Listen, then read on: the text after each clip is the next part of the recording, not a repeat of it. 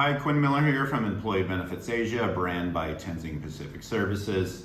In this video, we're going to talk about medical health disregarded, or MHD.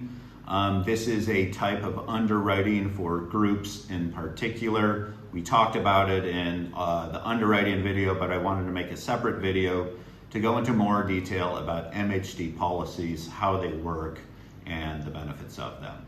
So with MHD, this is for groups with international companies. It's possible to get MHD from 5 to 9 employees, but more realistically, you need to have at least 10. Some companies offer it from 5 to 9, but the rate or the premiums would be quite high because the number of employees is so small, so the risk for the insurer is high, and therefore that bumps up the premium. It's best if you have at least 10.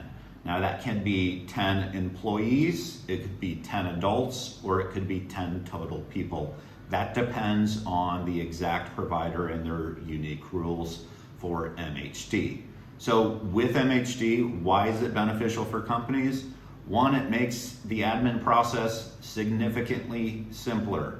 Not every single employee would have to fill out a full medical underwriting application form, declare all of their medical history, and then have individual back and forth with the insurer. That would be way too much work. It'd be like herding cats. It takes way too much time. And so the insurers offer MHD as a way to onboard groups and get pre-existing conditions covered, and that also means waiting periods are waived. Now, pre-existing conditions covered doesn't mean every single condition is covered.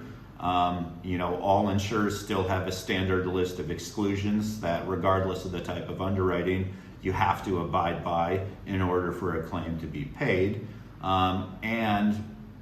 If somebody did have something major, or as what they call a material fact, those material facts would still need to be declared during the sign-up process for groups. So what are material facts in terms from an insurance company's perspective? That would be things like, does anyone currently have cancer? Is anyone currently in the hospital right now? If your plan has maternity, are any of the females in the groups currently pregnant? Is there any planned surgeries or hospitalizations coming up in the near future?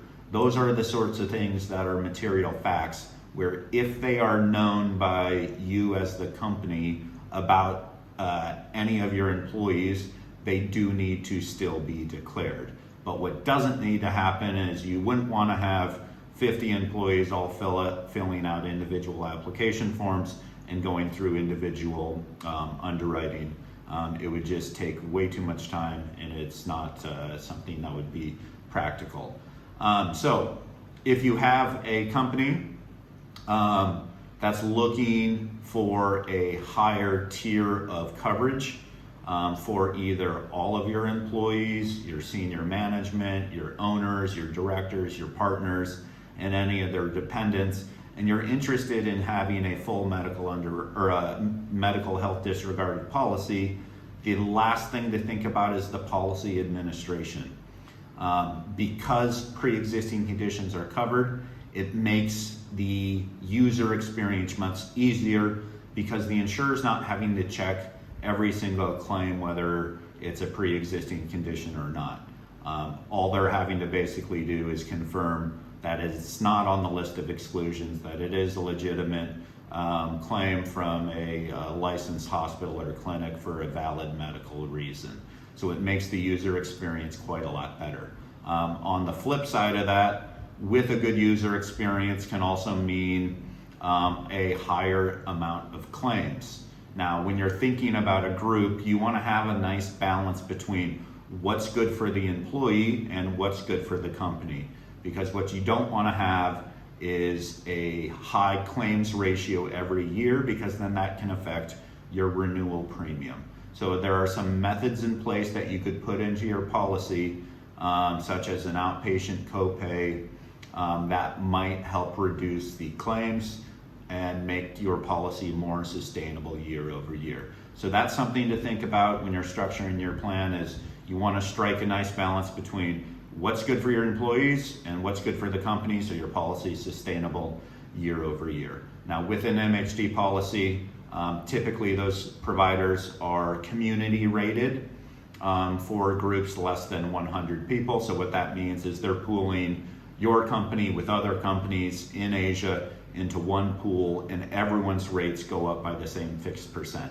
That being said, if you have a very large claim ratio, let's say it's 400, 500, 600, 1,000% more than your premium, then your company's individual premium does have a chance to go up by a larger percentage than the rest of the groups in the pool.